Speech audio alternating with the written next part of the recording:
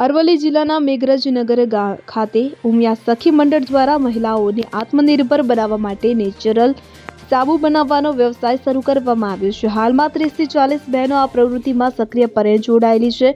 આ બહેનો સંપૂર્ણપણે નેચરલ અને કેમિકલ મુક્ત સાબુનું ઉત્પાદન કરી રહી છે, જેથી બજારમાં સારી માંગ જોવા મળી રહી છે.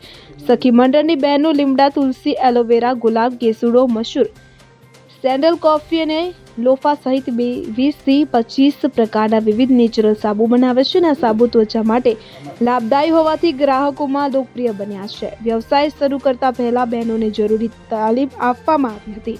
ત્યારબાદ સરકારના ગ્રામ સંગઠનમાંથી 50,000ની લોન મેળવીને આ વ્યવસાય શરૂ કરાયો છે. ઉમિયા સખી મંડળની મહિલાઓ મેઘરજ, મોડાસા, અમદાવાદ સહિત આસપાસના વિવિધ વિસ્તારોમાં સ્ટોલ લગાવીને સાબુનું વેચાણ કરે છે.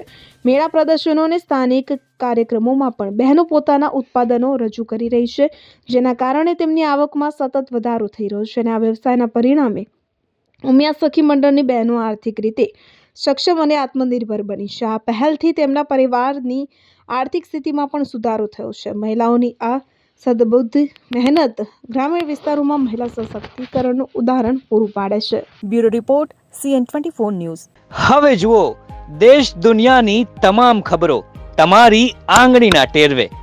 ઉઠાવો મોબાઈલ અને Google Play Store પરથી ડાઉનલોડ કરો અમારી CN24 ન્યૂઝ મોબાઈલ એપ.